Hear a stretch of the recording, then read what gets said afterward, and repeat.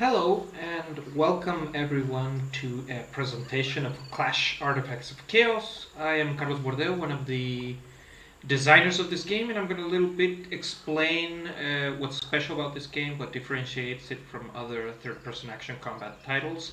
And I think I'm going to go through a little bit of the combat mechanics, the visuals, the art, a little bit of a brief description. So first of all, I think what most people will notice is that the visual style of the game is pretty different to other titles in the genre. This is a mix, a little bit, I would say, of something like God of War, maybe mixed with a Souls game. It does have doors that open in one way and so on forth, but our combat mechanics are a bit different to what you will traditionally see in other fighting games, and I want to go a little bit into some of the reasons why it's different, because we've taken a lot of cues from traditional fighting games, and as I'm going to show as I fight this enemy, the main thing that makes our game particularly different to other fighting games is the ability to cancel out attacks into movement options or special attacks. So we have our regular attacks, and then we have our what we would call a special attack with another button. But the thing that makes it different to other games is that I can cancel one move into another. So a little bit like canceling attacks in Street Fighter or other Japanese fighting games, I can really quickly move from one move to the other. I can just dodge, but I can also cancel attacks into the special. So for instance, I can do 1, 2, 3, cancel into special, and attack my enemy for another time. This I can do with all my normal attacks. I can do dodges into attacks, and I can cancel those into other attacks. So for instance, I can do a side into a forward, and that really gives me the ability to start playing around much more efficiently with the combat and do some combos, custom combos. They are not pre-made.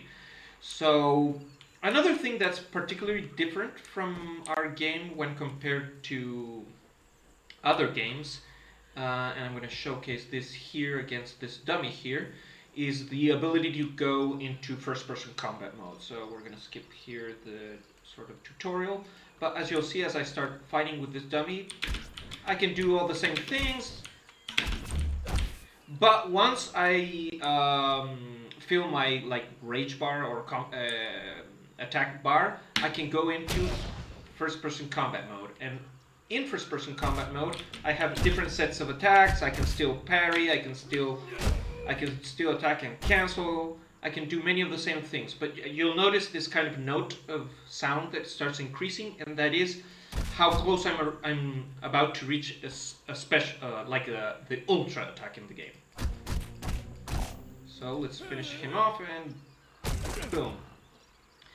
Each of our enemies has his own kind of unique finishing move, so that makes the game more interesting because you're going to want to experiment and see what cool animations we have to defeat different enemies and so forth. There's also parrying in the game. This is very at the beginning of the sort of intro section of the game. I have these two parry machines which you can I can parry my projectiles, or I can parry, if I did the timing correctly, I can do parries to projectiles and throw them back, or I can actually parry attacks like regular attacks. The parrying of attacks allows me to increase my attack bar, and also allows me, I can cancel out of it and gives me more options. So here I'm at the beginning of the game. So Pseudo is this mysterious character. He's awakened by this strange music that's pulling him in a specific direction. That's part of the story. I won't spoil that much. This screen here is talking about the guard mechanics of the game. So for the most part, you'll see this little shield circle on the top left of the screen, and what that does is it tells me how much of my automatic guard function I have. Basically, if an enemy hits me and I haven't the bar depleted, I only take half the damage. So what that means is that I can take a little bit more risk when I'm fighting an enemy. But as soon as the spar is depleted, I have to be a little bit more careful because I'll take more damage.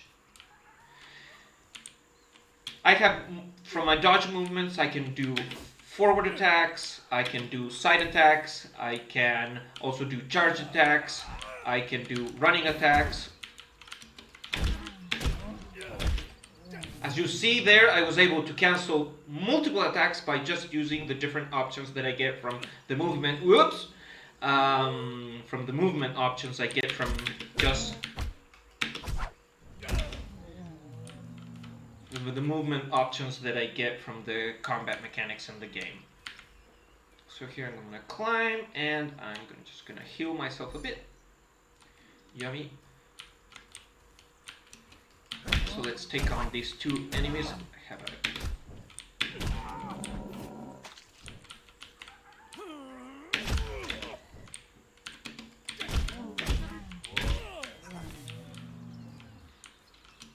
When the player is flashing white, that means that you properly cancel one move into another.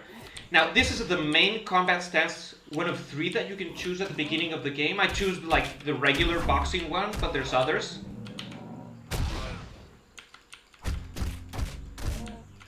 So let's finish this guy off.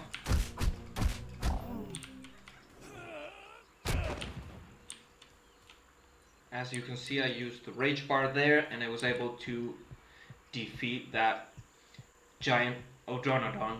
Odonodons are these like giant sloths that we have in the game. So I'm still being pulled by this mysterious music. As you can see, the environments of the game are very organic. This is inspired on the game Xenoclash. This is a game that's not inspired. It's basically from the Xenoclash series. Please, we have nothing to give you. I do not wish to fight. I have an artifact. No, Grandpa, don't do it. We are not corners. So let's run this cinematic. This is the only law, and we must obey it. Now we're going to see another central thing that's very different to other games, which is the ritual.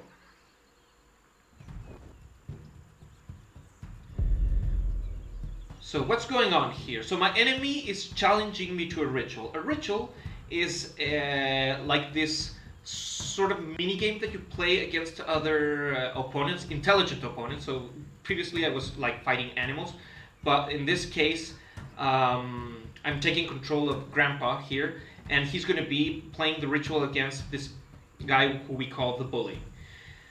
It's a dice mini game in which I get to propose a consequence artifact which changes the rules of combat should I win the game of dice.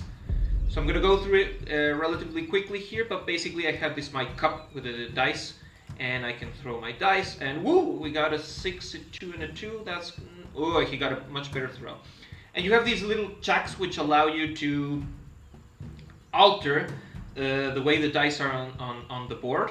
So for instance, I can choose this one, which flips a dice of my own and one of his. So I want to choose one of higher value for his and lower value for mine. Or did I not do that?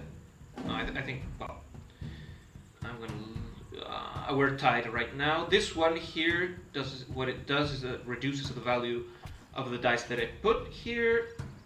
And he wants to reduce one of my dice.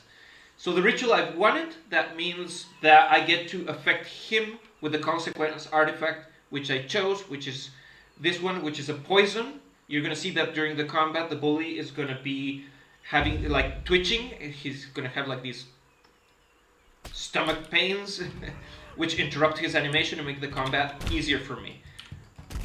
Now, oh, poor Grandpa isn't very strong. He's very slow. Ouch. Ah, there he had one of those cramps. But poor Grandpa's really, really weak. not very strong at all, so I'm really not, probably not gonna win this fight. Ouch!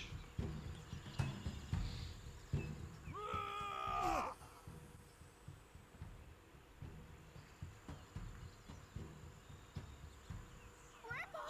Grandpa!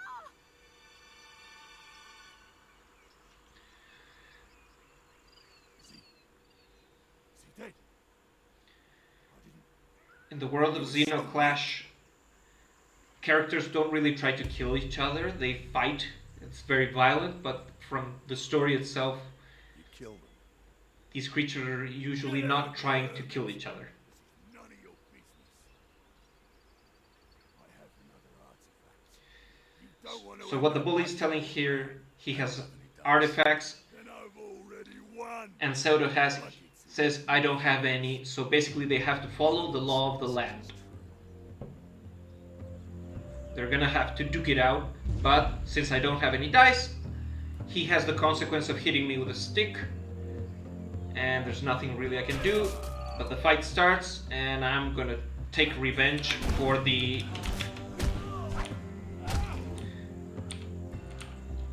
Grandpa.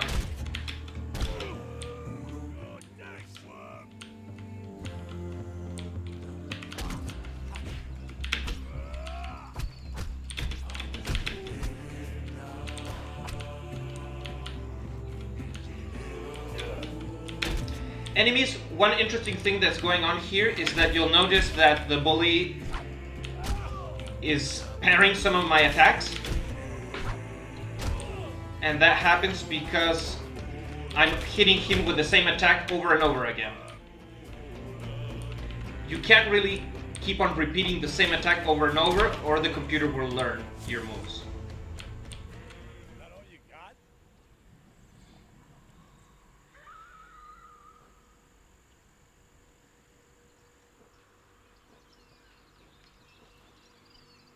Grandpa is dead. Yes. What should I do? You should say the words. Did he teach you? He did.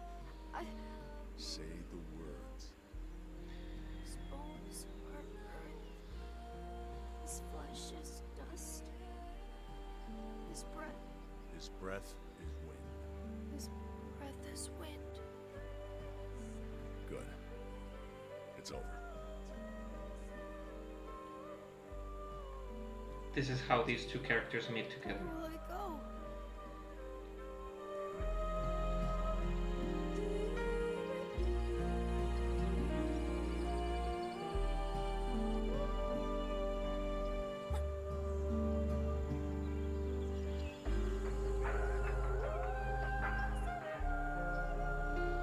So, at this point of the voyage, this is the very beginning of the game, is basically where Pseudo encounters the boy and they form a team.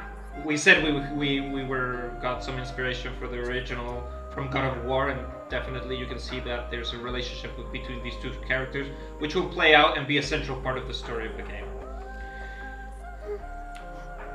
It's a kind of sad beginning because Grandpa's dead, and I basically have to take care of this child.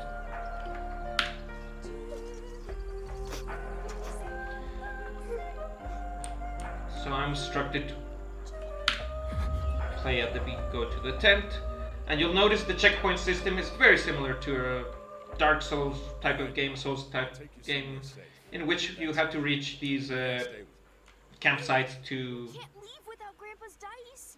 save your progress. You can't just go walking around without dice. You can use them if you need to fight again.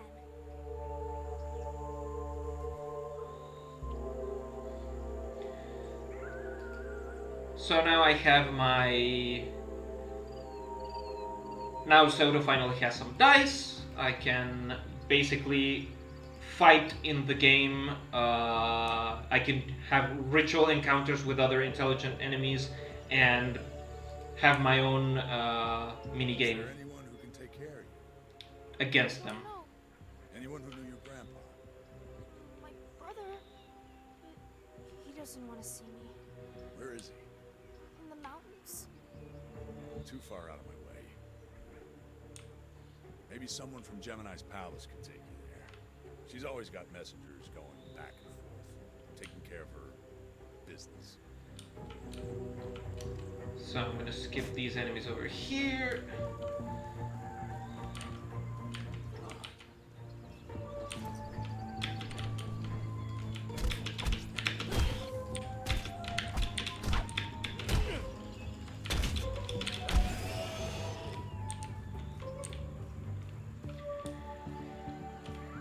So right here at very early in the game, I get to encounter a couple of new characters, and I can already start using some of the knowledge that I acquired in the game. Some of the game mechanics start to play out as I have these two characters here, By the one law, I challenge you. and I'm now able to challenge other enemies to the ritual. If I don't want to challenge them to the ritual, if I prefer going right into combat, I can do that. This is something that's optional in the game. You can also ask the boy to play the ritual, like sort of automatically. But here I have two interesting consequent artifacts I could use. So for instance, one is this wasps that surround the enemy and sort of deal damage. This one I find much more interesting, which is one that binds the foot of the enemy to the floor. So let's see if I can get that one to, if I can win. So I'll go ahead and challenge him with this one. So again, I have my dice. Let's see how this throw went. Okay, seems fairly okay. Okay, so it's 12 versus 12. This is going to be difficult. So nearest half. I have to try to get one of his stronger dice and one of my weaker ones. So we're still tied. I'm going to grab all his dice with this one. And I won. Great. So as you can see, he's bound to the floor. He really can't run away from this region. He's gonna have trouble with that enemy there. So this fight just became a lot easier for me. Well, if these don't start hitting each other. This fight can get pretty chaotic if he's free. But now he's stuck. So that means that he really, if I stay away, he can't really give me that much trouble. He's actually trying to deal with this animal. We do have infighting in the game. One important thing that I didn't mention is that special attacks cannot be cancelled out of. So your normal attacks can be cancelled, just like in Street Fighter. So for instance, you would have you can do a strong attack into a Hadouken, but you cannot really cancel the Hadouken into another Hadouken, for instance.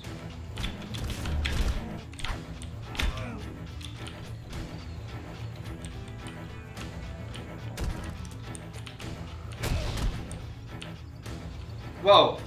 This animal helped me out there. I wasn't able to showcase the first person finisher against this smaller enemy, but well.